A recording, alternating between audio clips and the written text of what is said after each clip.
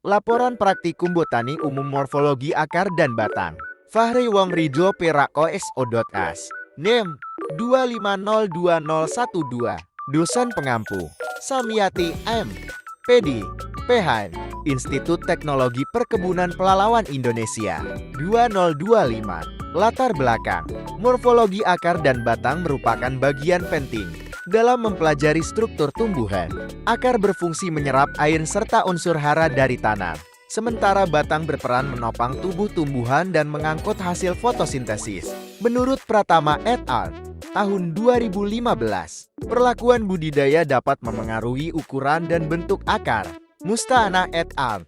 Tahun 2021 juga menyatakan bahwa intensitas cahaya berpengaruh terhadap ketebalan batang dan panjang akar. Selain itu, Melinda tahun 2025 menemukan bahwa kondisi patologis dapat menyebabkan perubahan morfologi akar dan batang.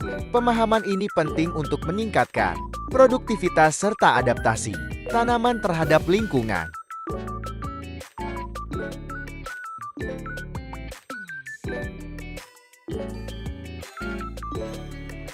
Alat dan bahan.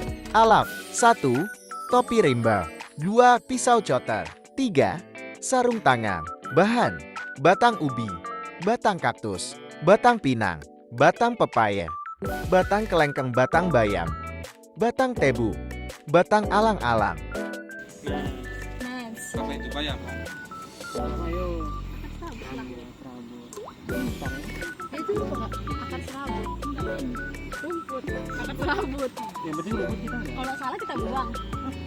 Jangan dibuang. Itu terong.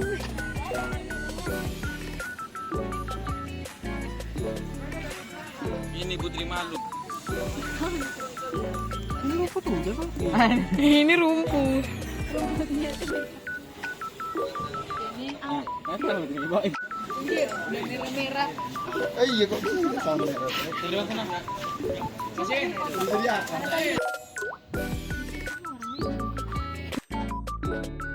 Hasil dan pembahasan. 1. Batang ubi Manihot asculenta. Batang ubi bersifat berkayu dengan permukaan kasar dan memiliki ruas serta buku yang jelas. Warna batang umumnya coklat keabu-abuan. Batang ini sering digunakan untuk perbanyakan vegetatif melalui stek. Pembahasan. Struktur batang ubi berfungsi menyimpan cadangan makanan berupa pati dan menopang bagian tanaman. Suharno al. 2020.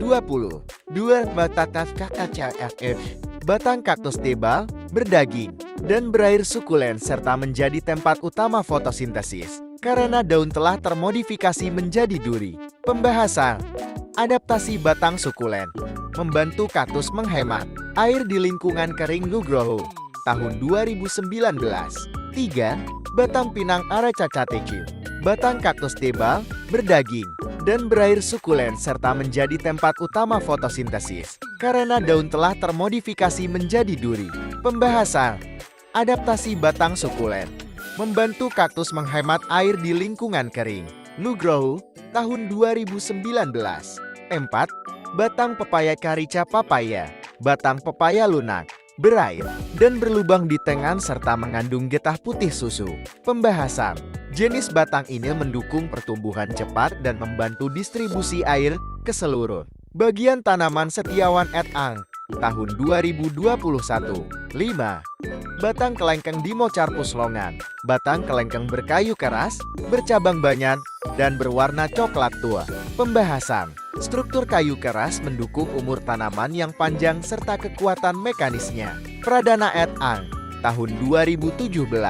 6. Batang bayam Amaranthus sp. Batang bayam lunak, tidak berkayu, berwarna hijau atau kemerahan, dan mudah patah. Pembahasan.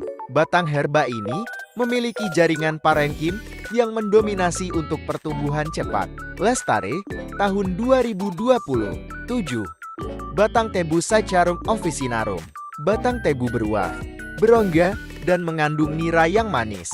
Pembahasan. Batang berfungsi sebagai tempat penyimpanan karbohidrat hasil fotosintesis. Mulyono Rahayu tahun 2022. 8. Batang alang-alang imperata. Keindrika. Batang alang-alang terdiri dari batang bawah tanah rimpang dan batang tegak di atas tanah. Pembahasan. Rimpang berfungsi menyimpan cadangan makanan dan membantu perkembangbiakan. Vegetatif, Kusuma, tahun 2019. Kesimpulan.